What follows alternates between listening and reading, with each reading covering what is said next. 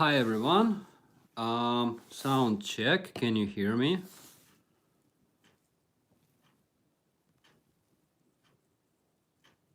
Hello, hello.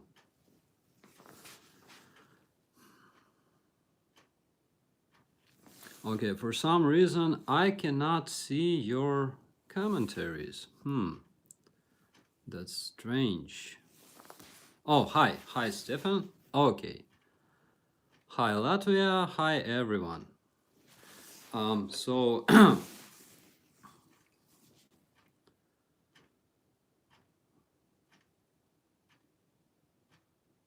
okay, so you can hear me. Okay.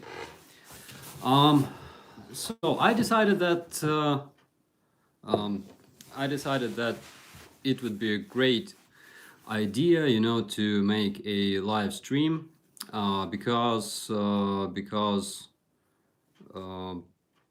first of all, it takes quite some time, to answer all the questions, and also for some reason I cannot see all of your commentaries simply because there's a lot of them, and also commentaries on YouTube, they tend to disappear for some reason and stuff. So yeah, briefly some news.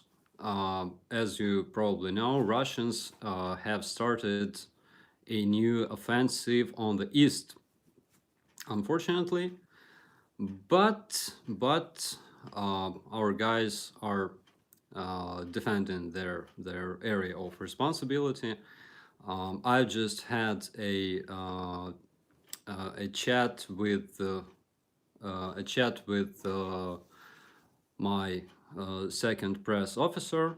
We have two press officers in our brigade, and he says that the guys are kind of busy today, but they are fine.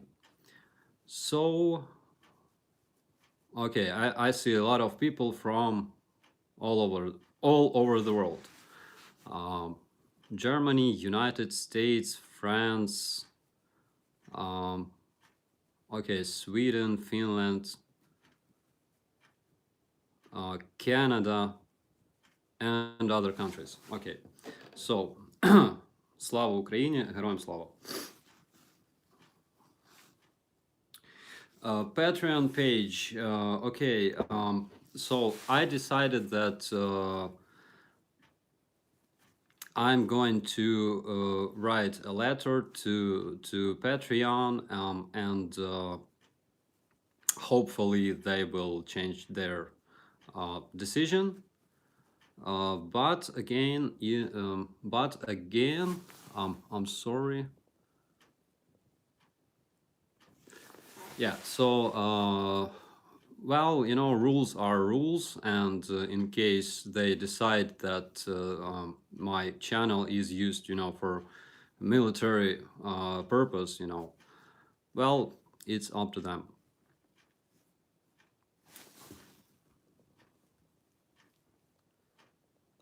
Okay, and let's briefly answer some questions. Are you afraid that Russia could launch nuclear weapons upon Ukraine if they can secure the east of Ukraine? This might happen. Of course, launching nuclear weapons is not as easy as it seems, because it's not a decision made by a single person. Like there's a bunch of people who decide whether they should launch nuclear weapons. But on the other side, nobody believed that Russia may invade Ukraine, and of course they did. So it's possible. As for Mariupol, I just saw that one of commanders have published a video from Mariupol, but I hadn't have chance to see it yet. Hopefully I will. Okay, Czechia, and okay. Well, thanks a lot, and hi everyone.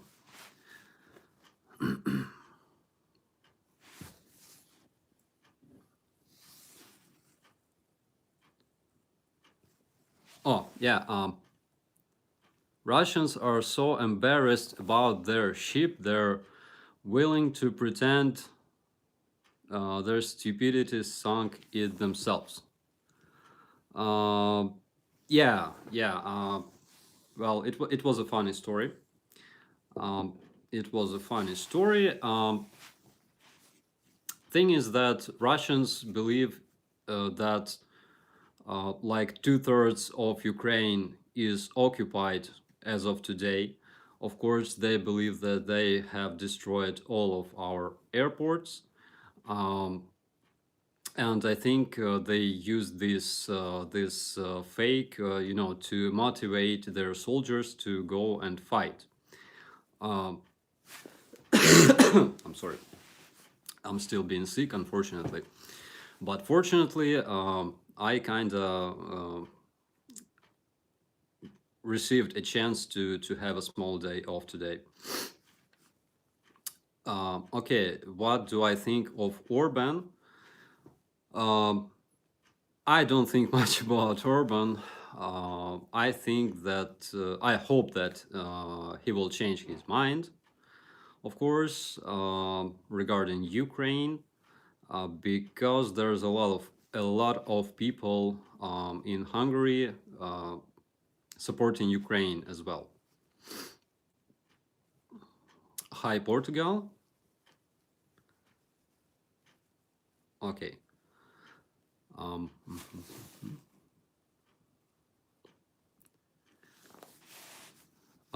do you have enough ammunition? Yeah, we have quite a lot of ammunition. Hi, Slovenia. We have quite a lot of ammunition despite all of our airports are destroyed. Uh, as far as I remember, we had like 3 missiles per tank on the very beginning of this invasion, and currently this number have even increased.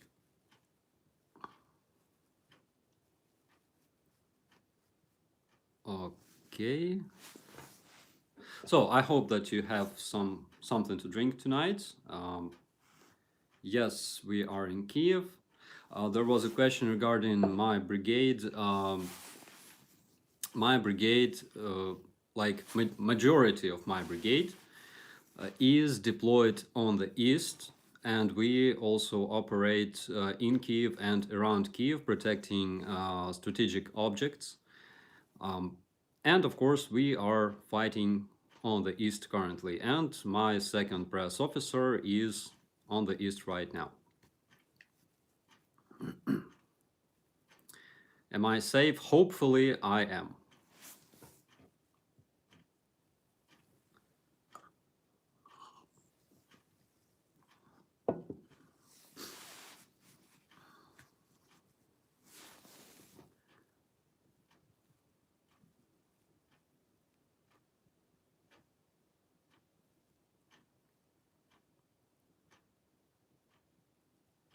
Okay, Russian media doesn't accept the fact that Russian ship Moskva has been destroyed by Ukrainian missile. Of course, they blame a fire,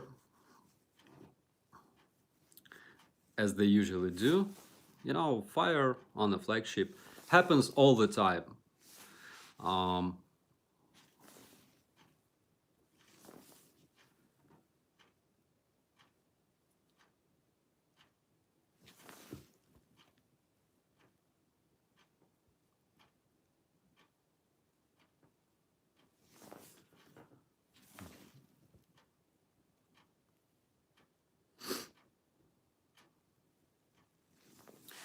will Putin invade Finland? I think it's possible, of course. I think it's possible, and this may obviously trigger a World War III.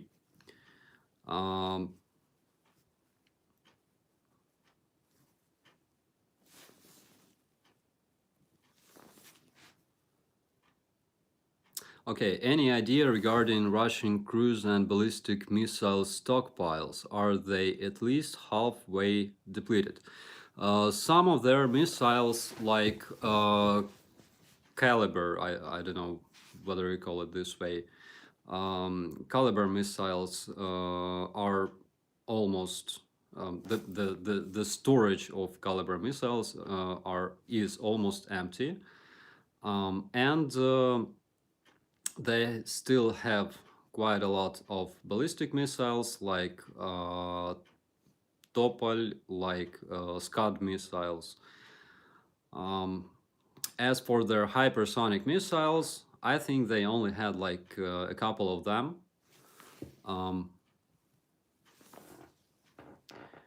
And the main thing that because of sanctions, they cannot produce more missiles because those missiles require, you know, like GPS modules and stuff and other details that were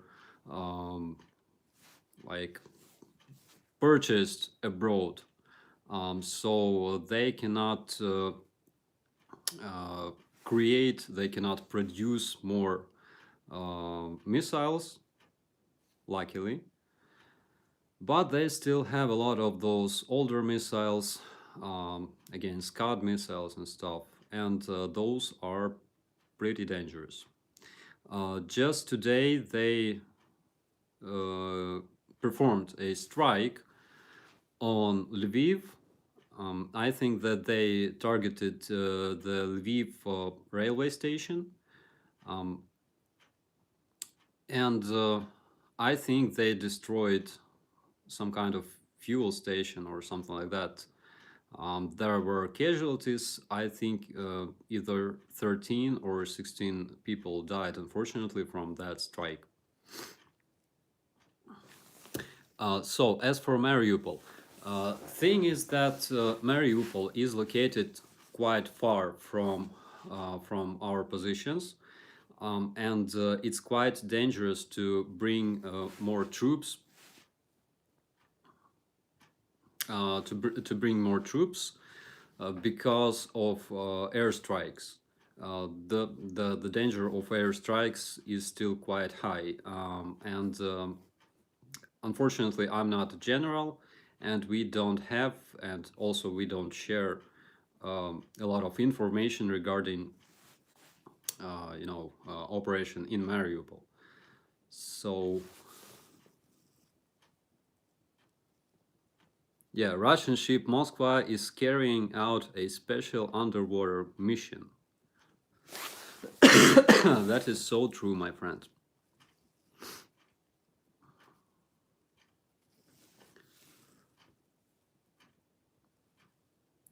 Where's my little friend? Okay, you probably know that I have a dog. His name is Fudge. That's mainly the reason why I am Starsky. And he is in the safe place.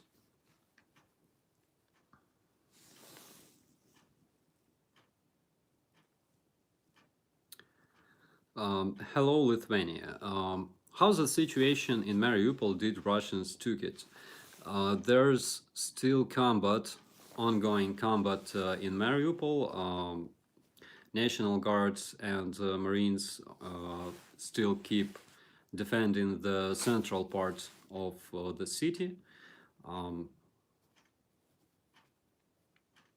And there was some journalist in Russia that used to, make like live footage from Mariupol since the very first day when those that combat has started, the fight for Mariupol, And from that very first day, he was saying like, "We will take Mariupol. It's a matter of hours, maybe minutes, you know." And he kept repeating that for like a week. So let's just hope, pray for our guys, and I think that everything will be okay because they're professionals. Very important question. Will Russia mobilize eventually?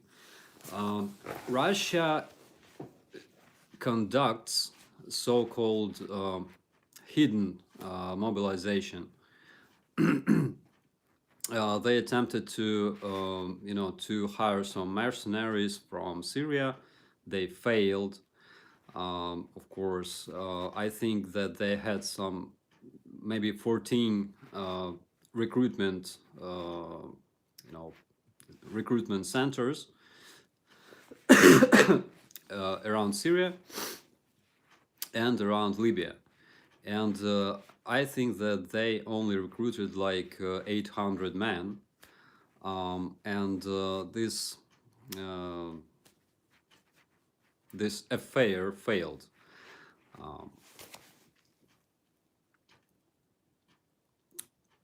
Do I think sanctions are helping? They do. They really do.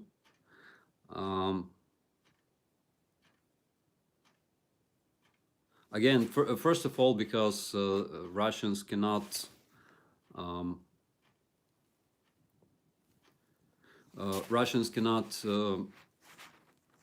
create new weapons. Again, a lot of their tanks and airplanes have been destroyed. I think we have destroyed like up to 200 airplanes, a little less than 200 airplanes.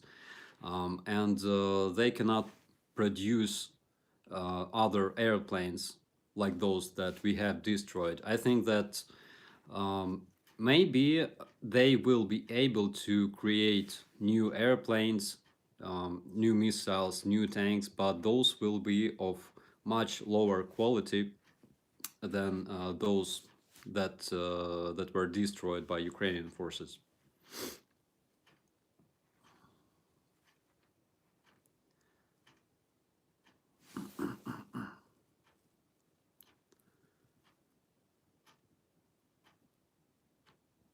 Where's my hair? I've lost it when I was a sergeant.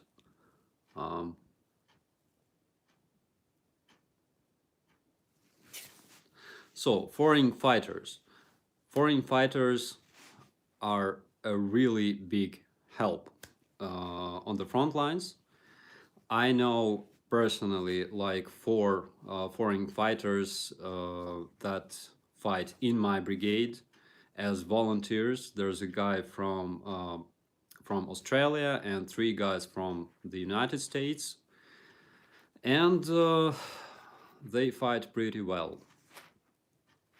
They participated in liberation of Hostomel and Irpin from Russian troops, and those guys are tough.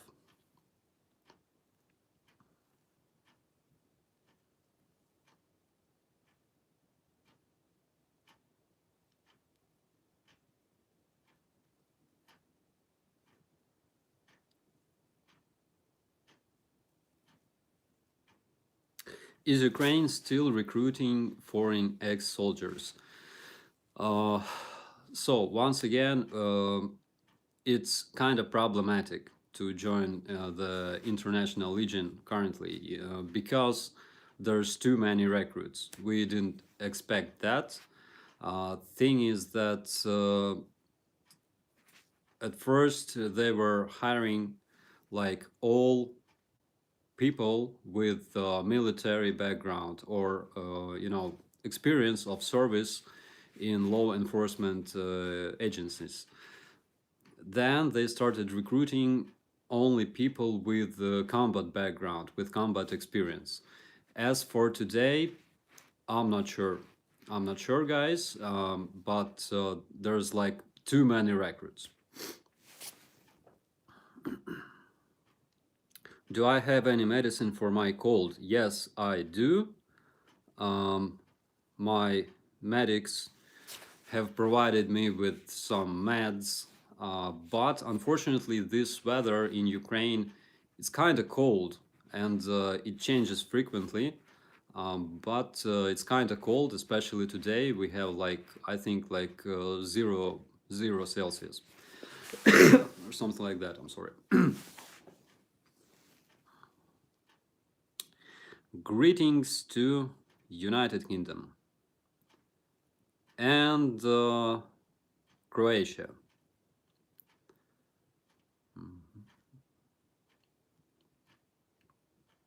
What happened to the Ukrainian prisons and Ukrainian inmates since the war? Were they freed? I know exactly that a lot of officers and soldiers with military experience that were kept in prison in Ukraine for some crimes, not like big crimes. They were freed, because we have like a need for we had a need for soldiers for force, so they were released from prison and they are currently fighting on the front lines. Thing is that I'm not trying to uh, you know justify criminals because law is law and everyone should follow the law.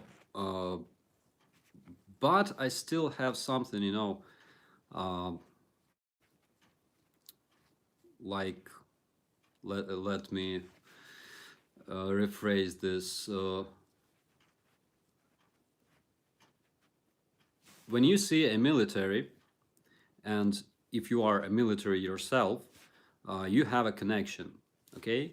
And before this invasion, one of my friends published a book called no,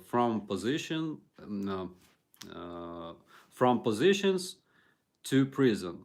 And this in this book, there were a lot of interviews of ex-militaries who returned from front lines, and for some reason they got to prison.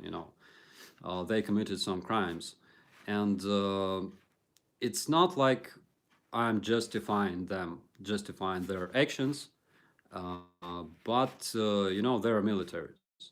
And as militaries, we used, to help them, to bring them some food, some supplies to prison, because of this military connection. Hello, Sweden.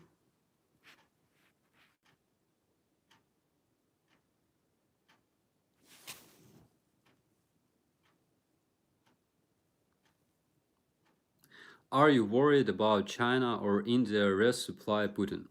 So, as for China, it's a good question, but China cares about China, and China cares about Chinese business.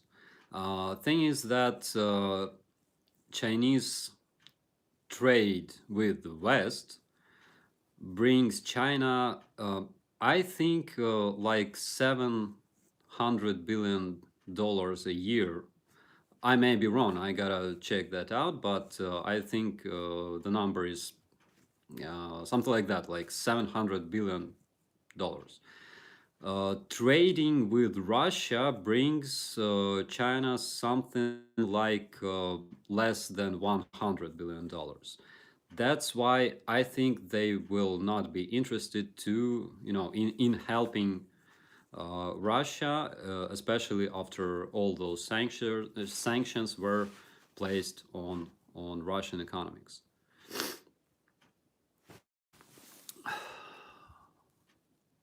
Are you on the East Front now? No, currently I am in Kiev. Um, my second press officer is on the East. he told me a crazy story today.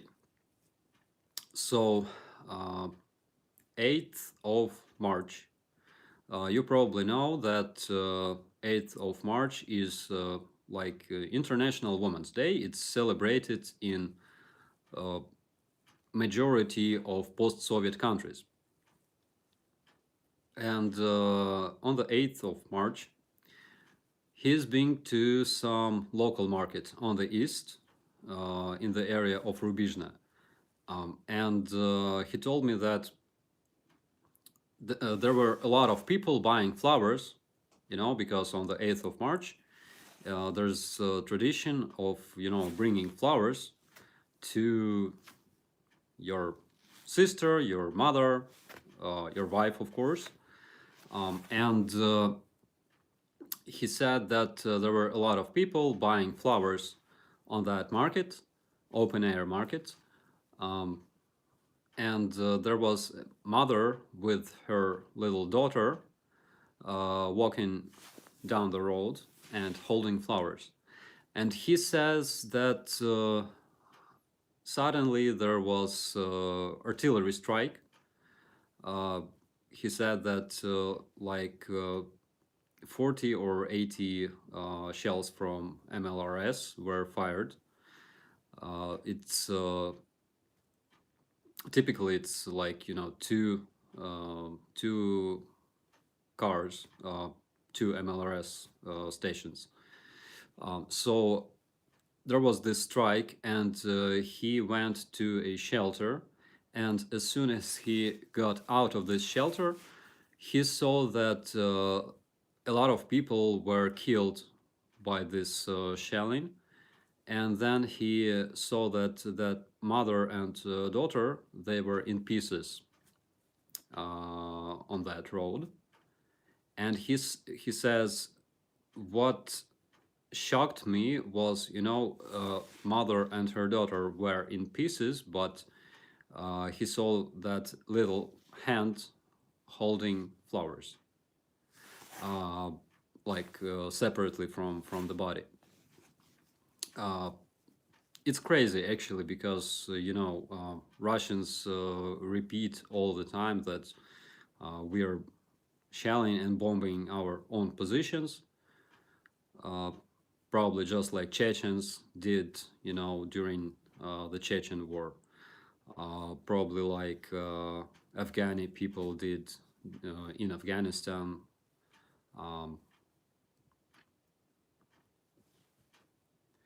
Hello Bavaria, and hello Canada, and Germany, of course, and Switzerland.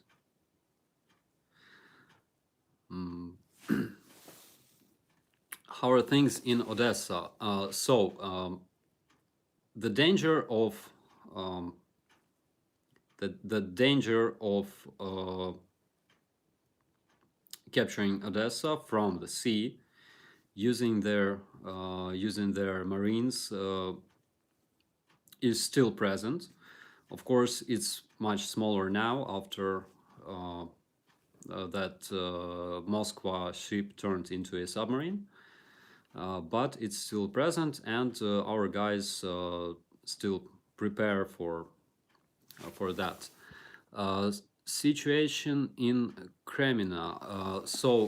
Our Council of Security and Defense reports that Kremina was captured by Russians, as well as another small town, but their main offensive wasn't successful. So our guys are still holding their positions.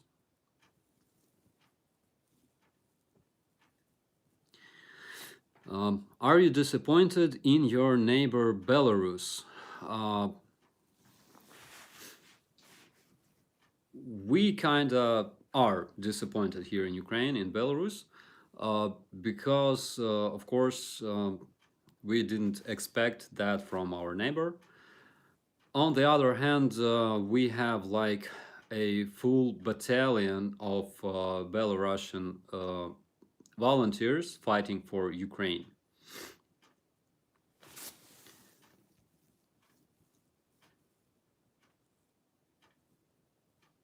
What is it like to neutralize a person? Uh, I I can tell you about that. So in 2015, we had a shootout, right? Uh, and the distance was about 300 meters. Our whole squad was firing. And this combat took place on the field. The enemy were firing at us from a small forest stripe, you know. And the thing is that when you are firing together with your squad, it's kind of hard to understand whether you killed somebody or not. And when you see people falling down, you can't really tell whether you neutralized them or they like switched to position, you know, from for shooting while laying down, you know, or crouched or something like that. After that, I was a sergeant, and I mostly commanded and coordinated fire of my platoon. And we, like, according to information we received in 2017, it was on Svetlodarsk Bulge. So according to that information, we neutralized, demilitarized about a squad of Russians in the area of Svetlodarsk Bulge. So I think I'm proud, and I think that we did good thing, because those Russians will never kill Ukrainian civilians.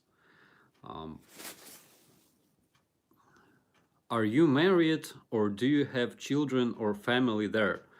I'm divorced twice. It's kind of bad trend among militaries, divorces and stuff, but this is life.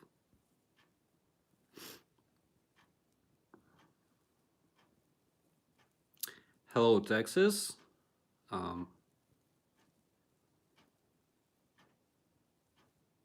Do you think we in Sweden should join NATO? I think that it's up to Swedish people to decide.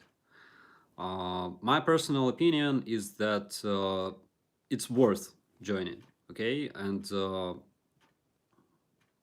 course, it's bad that Ukraine wasn't able to join NATO, especially since 2014.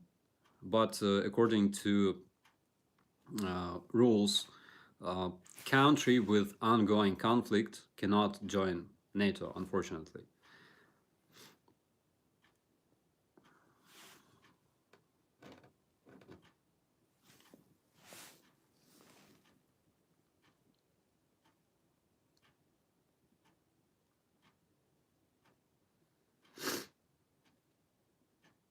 What do you think would happen if Russia nuked Ukraine? What do you think the USA and the world response would be and needs to be?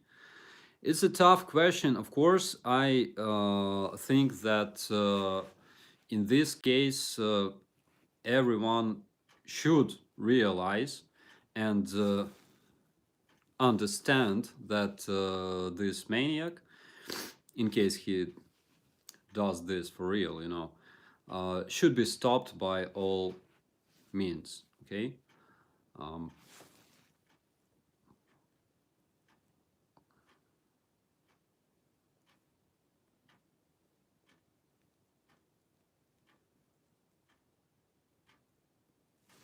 Do you think that you will be able to hold the East? I think we will be able to hold the East. We have enough troops. We can use a lot of reserves now. And Of course, we believe in our victory, because if you don't believe in your victory, then you shouldn't uh, defend your country in the first place. And we all believe that we will win.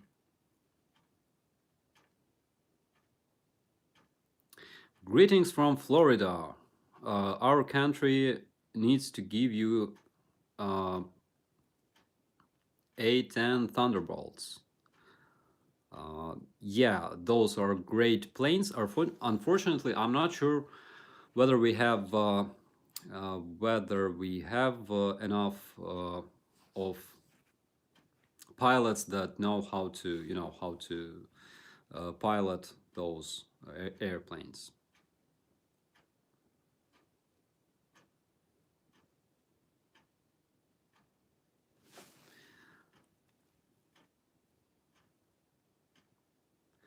As for the Kherson, uh, so the thing is that in some cases, okay, our like informational policy is that in some cases when there's like a military operation performed by Ukrainian army, um, we don't talk much about it until it's finished, okay? And currently there's a lot of maneuvers being made by Ukrainian forces in order to liberate Kherson. I think that this operation will be successful, of course.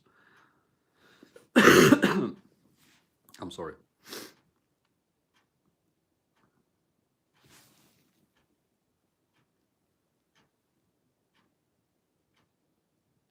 Russia needs to become northern Ukraine.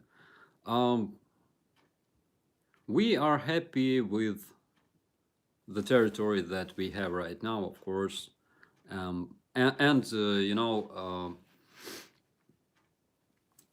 People often ask whether we should destroy and bomb and shell Russian cities. I think that we cannot do that. We can strike some strategic objects, but of course we cannot do same things that Russians do to our civilians and our cities, because we are not fighting a dragon to become another dragon, you know.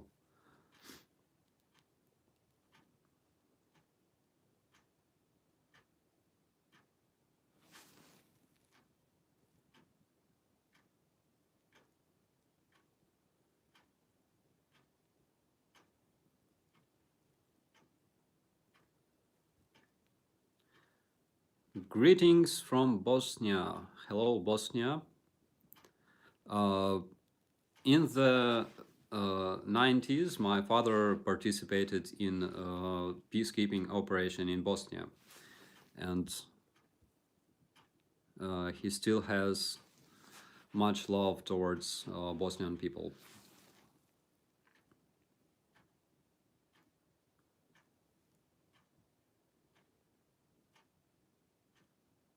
Hi, New York and Sweden and Khmelnytskina. Hi, hello, my friend.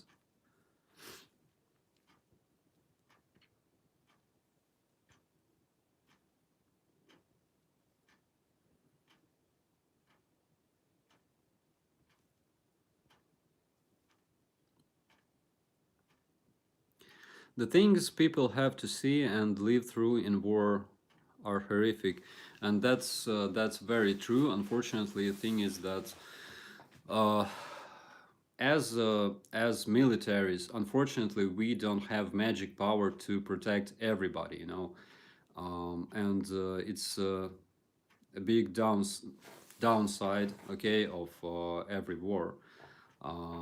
We simply cannot save all civilians. We don't have this, you know, this magic dome to protect all the civilians. And unfortunately, our people faced such thing as occupation by Russian forces.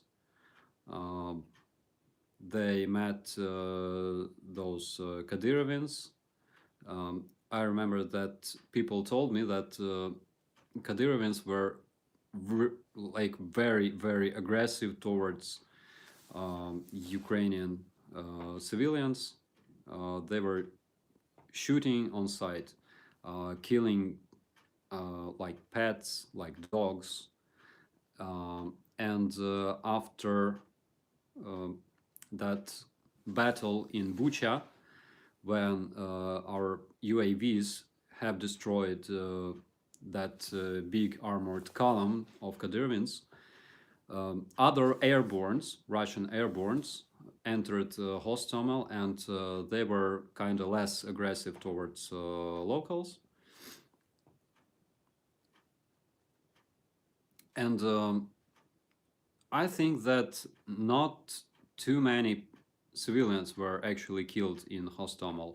Much more of them were unfortunately murdered in Bucha, neighboring town, and Irpin, of course.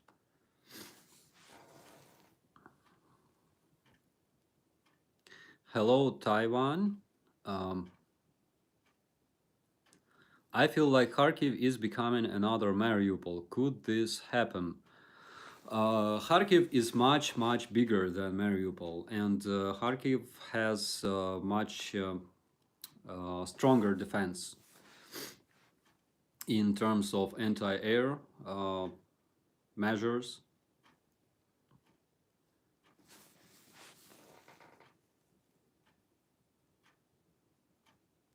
Have you always been personally pro-Western or just a Ukrainian patriot?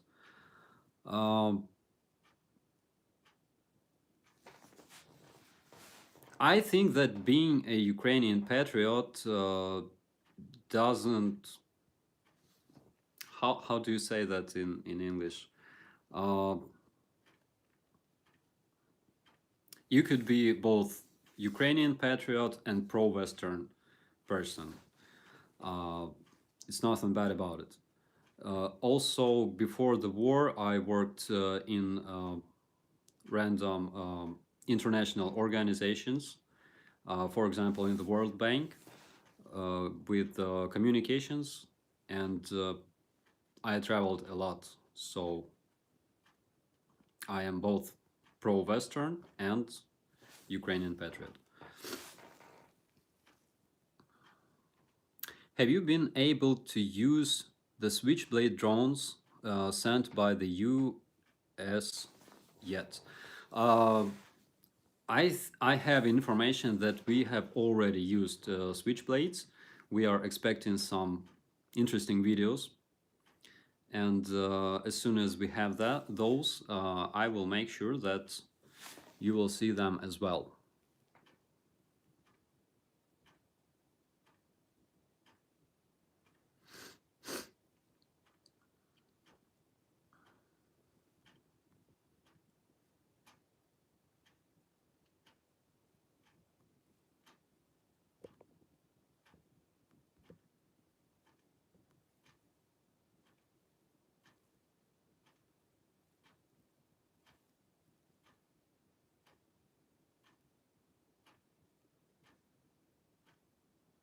That Russian dude that says Slava Rossiya, I literally just made him a moderator of my channel by mistake, and I have deleted them. Okay, it happens. It happens.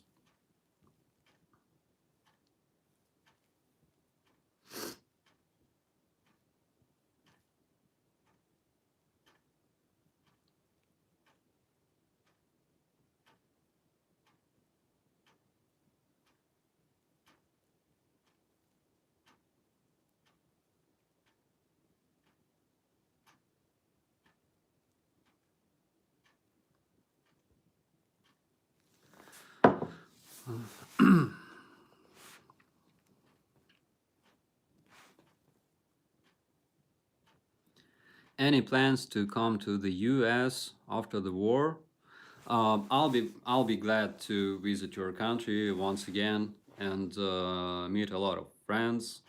a lot of supporters of Ukraine, and of course, we expect you all here in Ukraine to celebrate our victory together.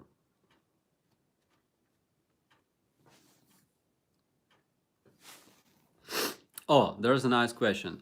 Why we don't see T-14 Armata tanks in the field? Thing is that this tank requires another vehicle to move. That's why you will not see it on Ukrainian front line.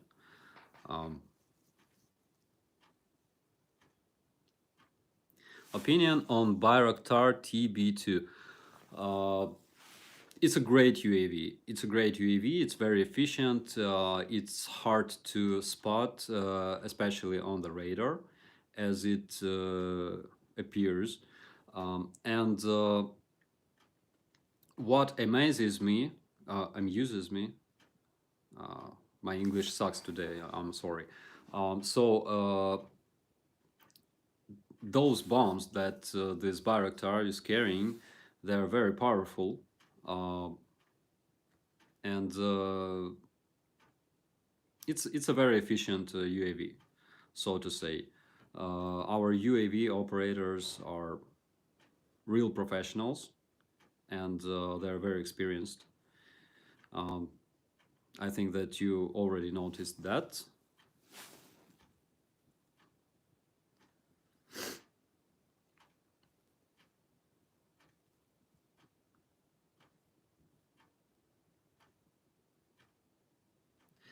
Okay, slow mode needs to be turned on. Unfortunately, I don't know how to do that.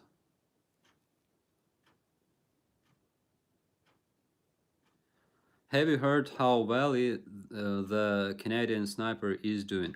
I think I saw some of his interview like a week ago, and I think that he's doing fine.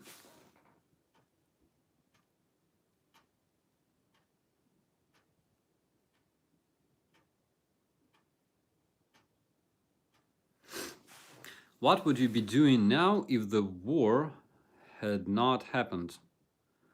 I would do something useful, I think. Probably I would join some organization, and damn, my English sucks today, for real. I have a huge experience working in organizations dedicated to implement, dedicated to reform implementation in Ukraine, because first of all, we've had kind of trouble with corruption. I think that it will not be a problem after the war is finished, of course, but corruption is something that we have to deal with in Ukraine. Probably I would join some, I don't know, investigation agency, probably news agency, and I would investigate something like that. I'm not sure.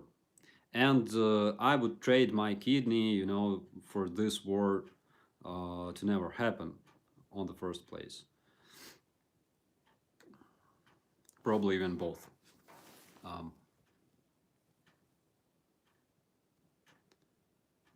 What is the first thing you will do after you win the war? Cheers, Ireland.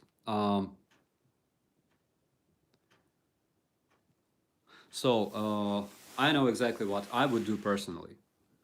Personally, I would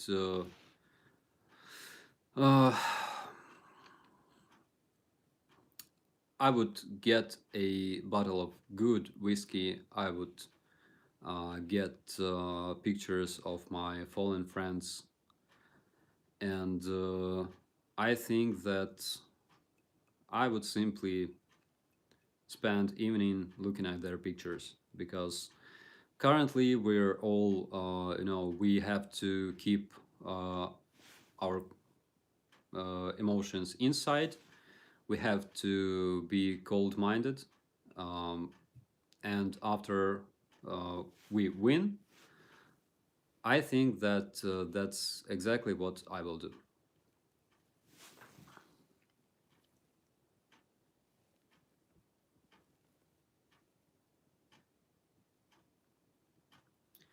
Hello, Romania.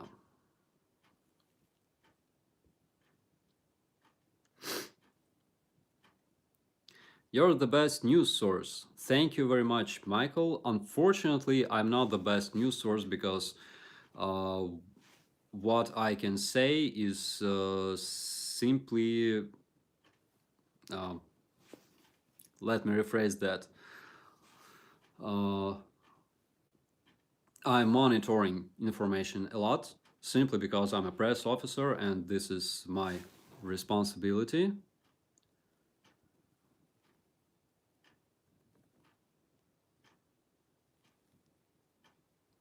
And of course, I can tell you a lot of things that are related to our area of operations.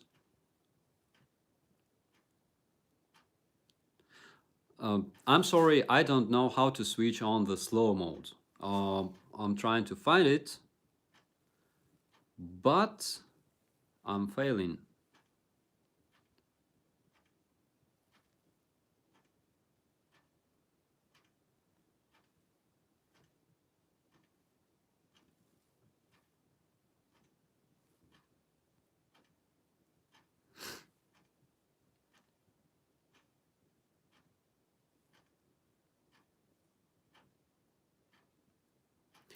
Do you think Ukraine was the strongest military in Europe right before the invasion? Um, I think that we were strongest military to fight against Russians before the invasion, simply because we have spent 8 years learning how to fight specifically against Russian forces.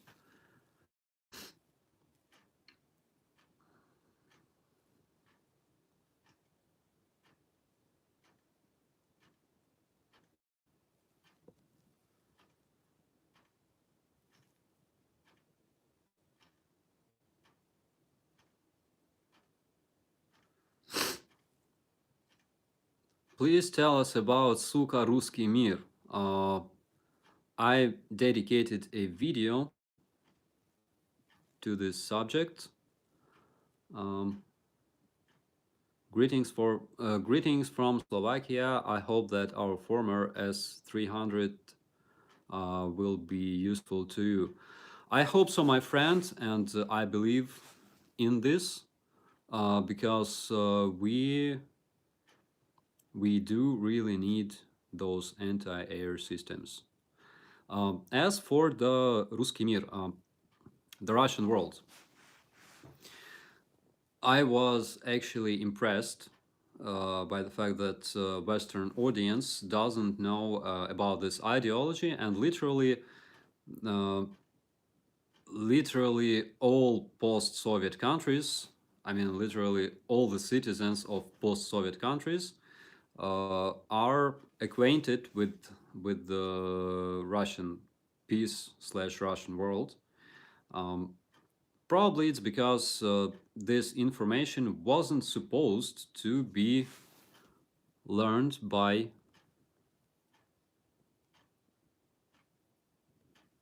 Western audience.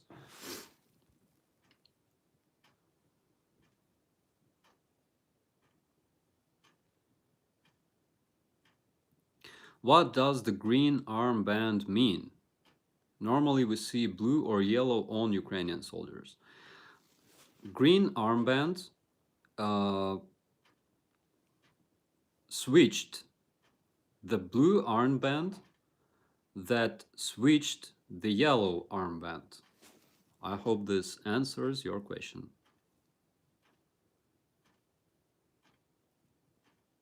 Do you have information about how POWs are treated by the Russian side? Um,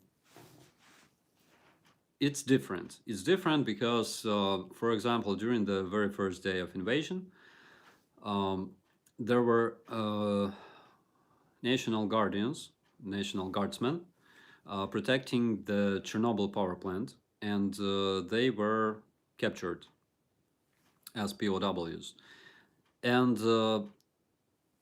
they were given their phones so they could call their families. Of course, I think that Russians would, trace trace their calls, of course, but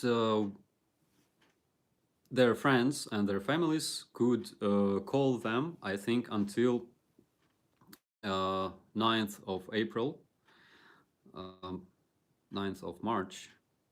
I think 9th of March.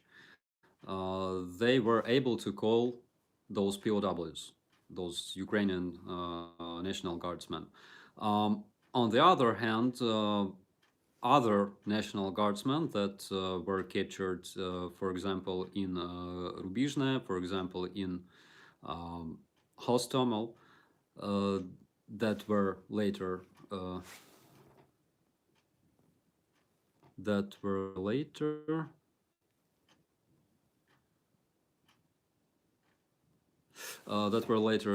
traded for Russian POWs. So those guys reported that they were tortured. Actually, they were tortured and beaten up by Russian soldiers, as well as Kadyrovians. And yeah, so I think it's different. Of course, different commanders, different units, different traditions.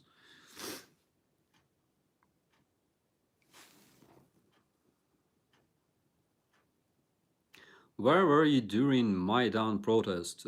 Actually, I was an activist. I was a civilian activist during the Revolution of Dignity. Um, and actually, Revolution of Dignity, I gotta say a couple words about it. It's a phenomenon because um, during that revolution on Maidan, you know that our policemen were fighting against protesters, but as soon as Russian invasion started, Russian annexation of Crimean Peninsula, they united and created the National Guard of Ukraine. So this military force where I serve at this point, National Guard, has been created from police officers and protesters of Revolution of Dignity. They united because they understood that they have a single enemy, a mutual enemy. Okay.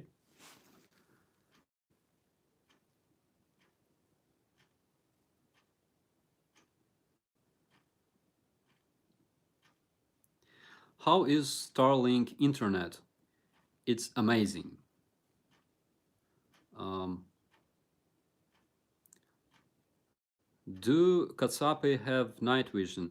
Yes, they do, and their tanks are partially equipped with, I think, French-made night vision devices. Shalom from Israel. Hi, Israel. What made you join the military, and what was your reaction to 9/11, and do you think it's similar to the war? 9/11 was a tragedy.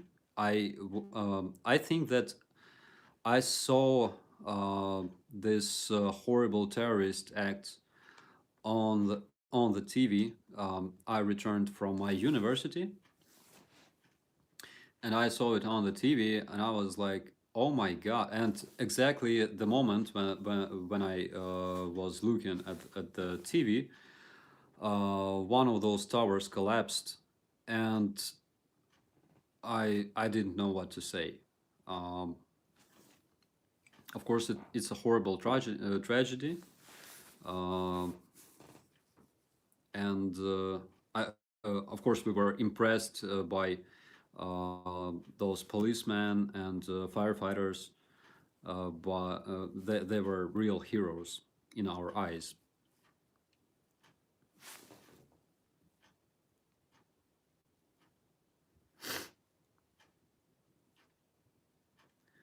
Oh, and how did I become a military? Well, the war started. It started in 2014, so I decided to join the military. Uh, Actually, my friend was captured as POW, my close friend. He was captured as POW near the city of Ilovaisk. It was an operation where, when Russians promised a green corridor for our troops, and as soon as our troops entered that so-called green corridor, Russians opened fire. They killed a lot of Ukrainian soldiers, um, they they captured a lot of Ukrainian POWs, of course. And my friend was among the POWs, and I realized that I really gotta go and save him somehow. So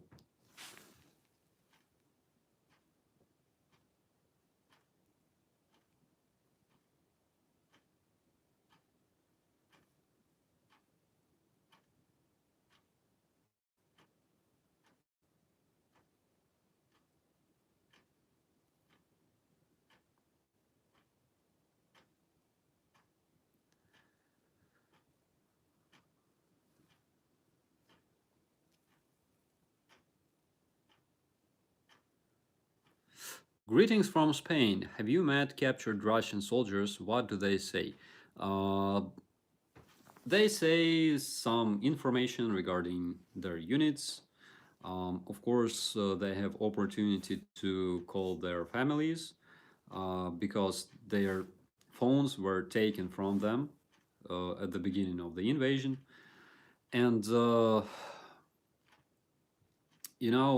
when Russians capture Ukrainian POWs, they often, make videos of them confessing some crazy bullshit, like we were ordered to shoot Ukrainian civilians. Thing is that Ukrainian civilians and Ukrainian army are simply the same organization, because Ukrainian volunteers help Ukrainian soldiers, bring them like armored body vests and helmets and gear and first aid kits and stuff. Ukrainian civilians simply supply Ukrainian army, and Ukrainian army helps our civilians. We are the same. So Russians make a lot of videos with the Ukrainian POWs, and they forced them to say random things. We don't force our, I mean, we don't force Russian POWs to say anything, simply because, first of all, Russians will tell that we make their POWs say the information that we need. And of course, what's the point, So of course we ask them some questions regarding their units, regarding their background. Um, so yeah, that's mostly the internet, the information that they say.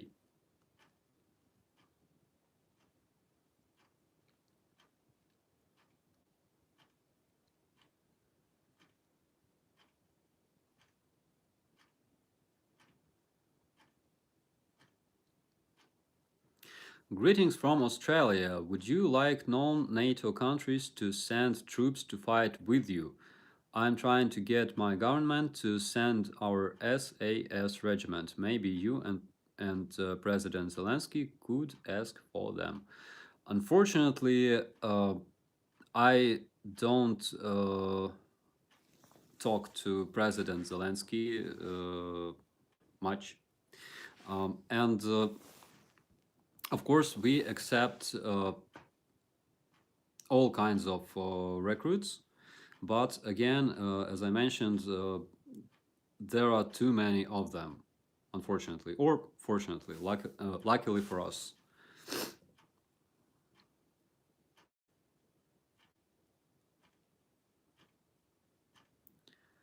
Brother, to rebuild Ukraine, there are gonna be loads of corruption, so this is what you need to do, mate. I agree, and you see, Ukrainian society is evolving. First of all, during the times of Revolution of Dignity, they evolved from how do you say that, from people who don't care into people who cared about the future of their country. That's why they protested against corrupted president Yanukovych, who fled to Russia, as you probably know. And then, when the war started, they again evolved into defenders, because it was, I think, our very first war since, I don't know, since war in Afghanistan in Soviet times. So we are evolving every time, and we acquired or gained such skill as, caring. So whenever something happens in Ukraine, there's a lot of people who want to understand why it happened. If there's a problem, they want to find a solution to this problem. They learn stuff from other countries, and I think it's beautiful because we keep evolving every time. And one specific thing that Ukrainians learned is that a lot of decisions made by Ukrainian government actually comes from people, because people signed those manifests, and those manifests are being sent directly to president, to White House. When people protest against something, our government actually makes decisions. For example, during this occupation of Crimea, there was still trade between Ukraine and uh, organizations in Crimea, okay? And people started protesting against it. So our government decided to actually stop this trade because people kind of brought their attention to this subject.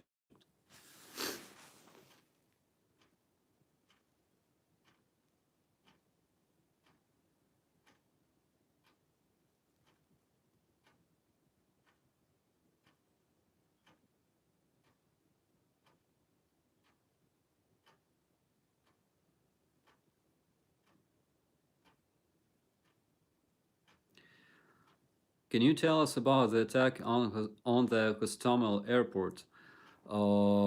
I have a separate video regarding this attack, and we made some other videos with our colleagues from the United States and Canada. Well, it was unexpected. We expected some sabotage and reconnaissance group. We expected nothing like 35 helicopters that were sent to capture Hostomel airport that very day in the morning.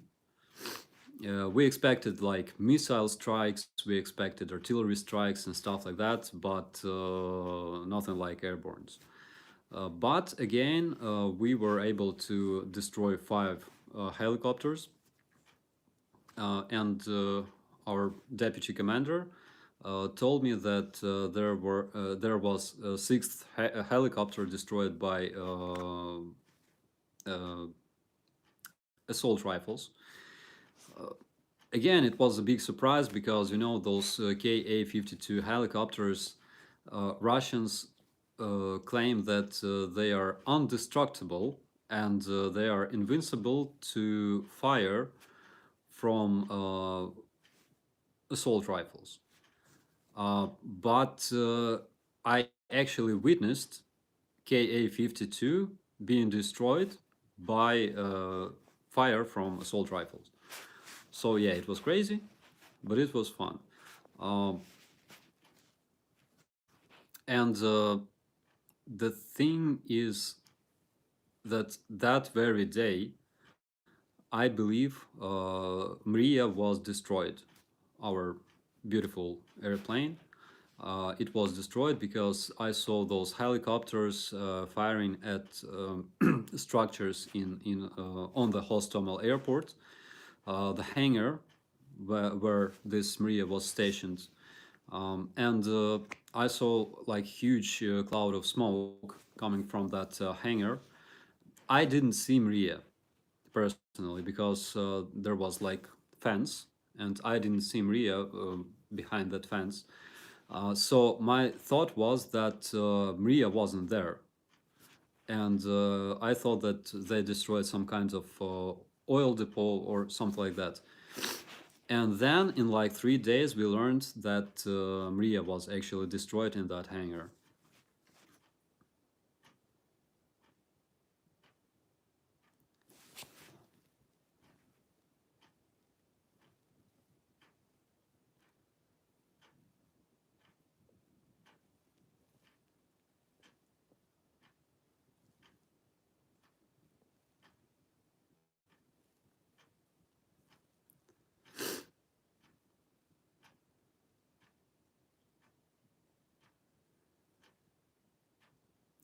Do you think Russia underestimates Ukraine military?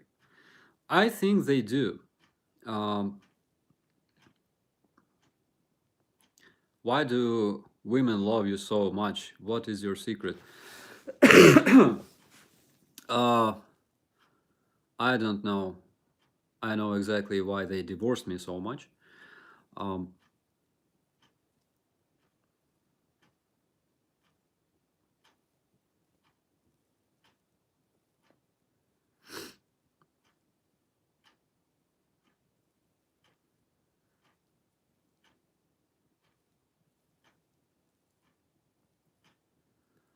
what do you think about Poland?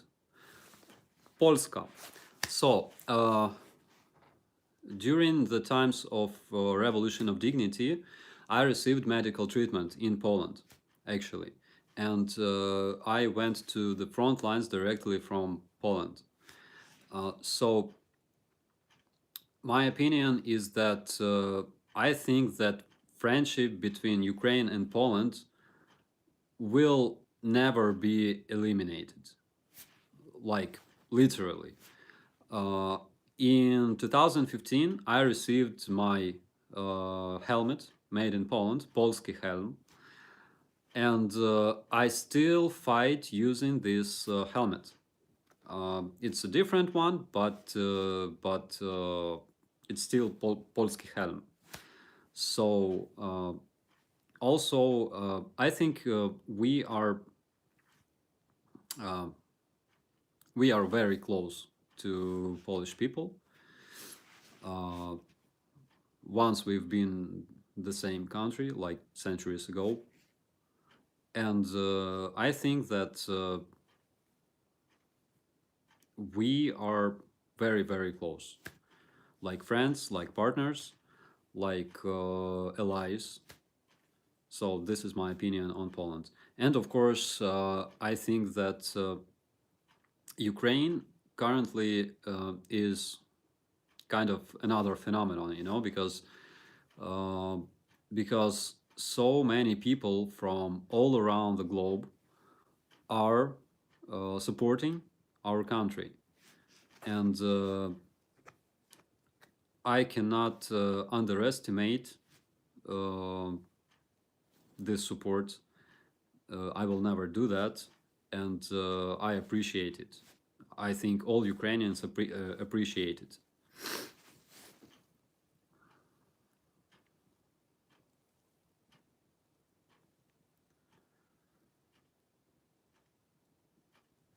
Will you stream on Twitch after you won the war?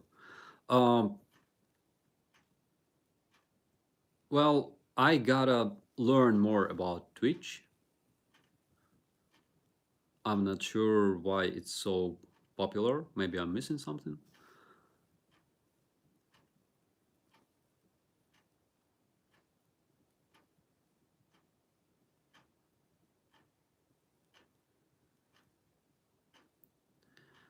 Greetings from Bulgaria. Hi, Bulgaria. Uh, why did the armband switch? I will tell you exactly why it switched after the war is finished. I promise. Just don't pay too much attention to armbands. It doesn't. It's not that important.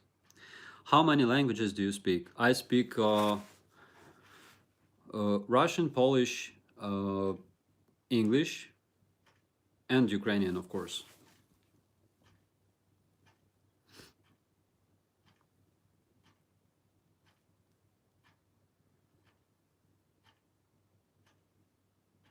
What would you like to say to all the Russians that do not approve of Putin's attack on your country? Uh, I can literally talk to those people because those people, those Russians who don't approve Putin's invasion in Ukraine, are currently fighting for Ukraine in a Russian battalion. There is such battalion in the International Legion. Of course, there's a lot of Russians who changed their citizenship, and it was made prior to invasion. I respect those people, of course. I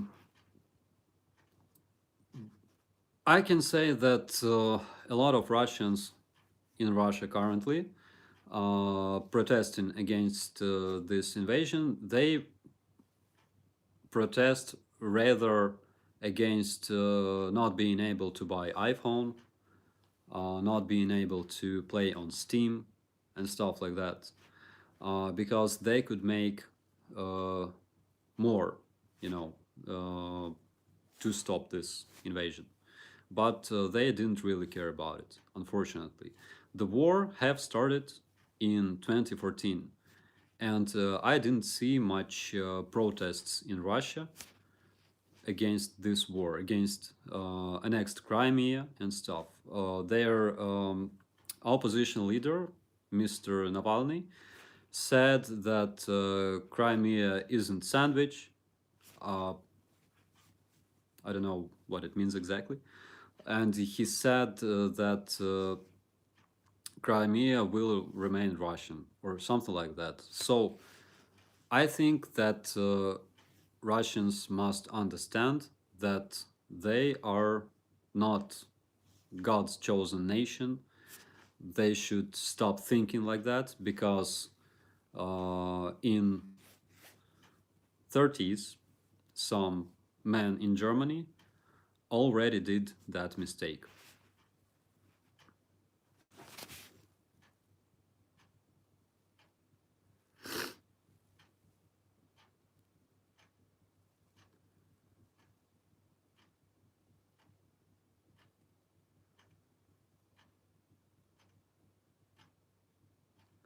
Okay, so we have a Russian bot here, Ivan Ivanov, who says, "Soon you will be kept." He says, "Soon you will be captured by the Russians." And I keep receiving such messages since February 24th. Um,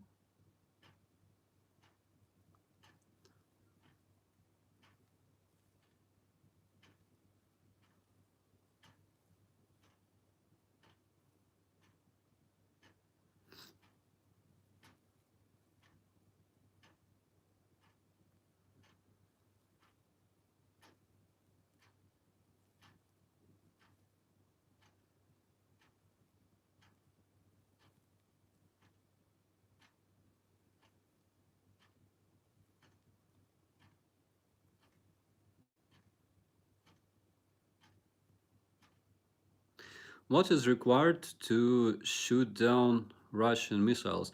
Actually, we had information that those missiles uh, are successfully destroyed by Stingers. Okay, Stingers. I think S-300 is also able to destroy those missiles.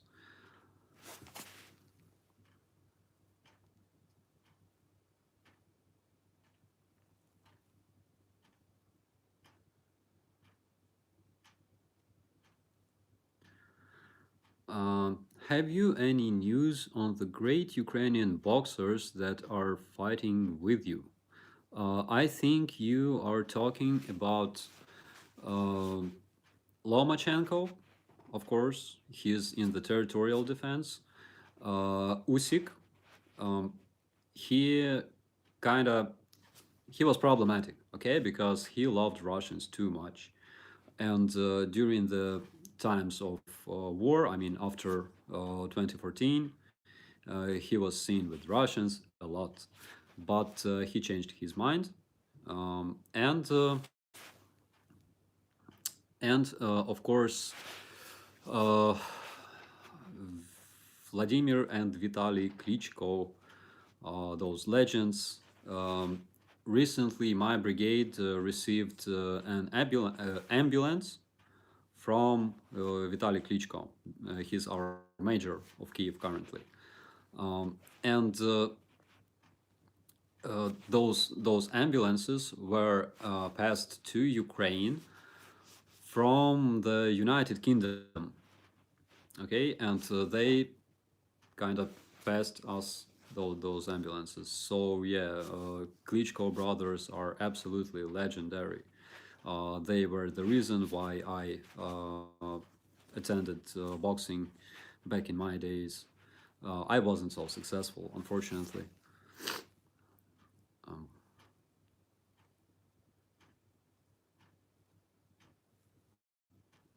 were you close to being killed yourself? A couple of times. Um, how did it go with my POW friend? So the next day, as soon as I returned to Ukraine and joined the voluntary police battalion, the next day there was a big exchange. I think they exchanged all Ukrainian or like most of Ukrainian POWs for some of them, they are terrorists. And my friend was released.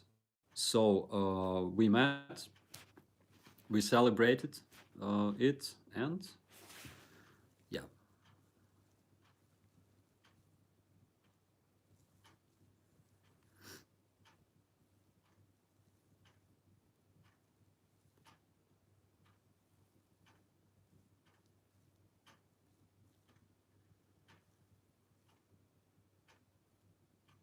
Is the situation hard to Ukraine? It is hard. It is hard because Russians keep destroying our infrastructure. Russians keep killing our civilians, and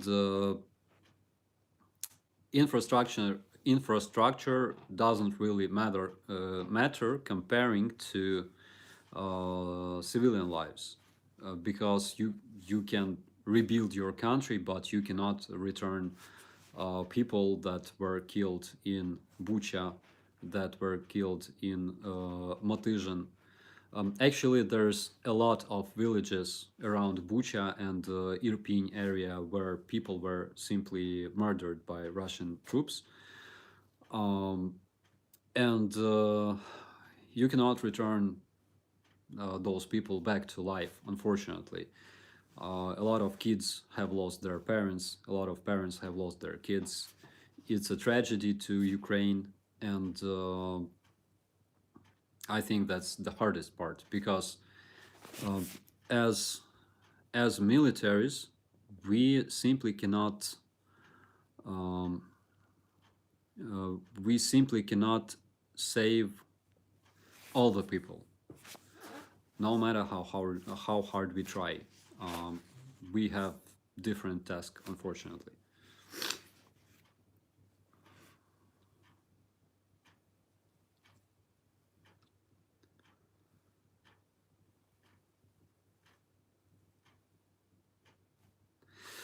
Okay, guys, what's the time? Okay, soon it's midnight in Ukraine. Uh, Thanks for joining this stream. I think that I will be able to make a bunch of such streams because your questions are really important. And there's a lot of unexpected questions, exactly like the one regarding Russian world. So thank you very much for joining me tonight. We'll see you in the next one. Big thanks and appreciation to all the people, all the citizens of the free world who support my country and my people. And I must say that Ukrainian citizens appreciate it and value it. So thank you very much once again. Uh, you already helped us a lot.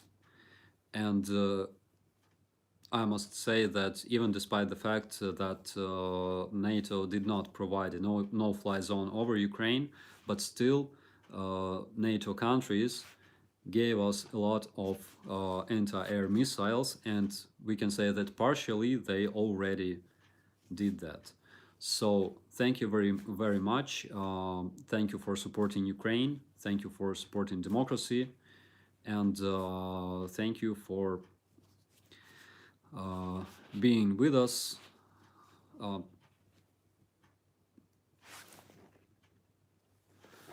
we will see you in the next one. Operator Starsky, good night.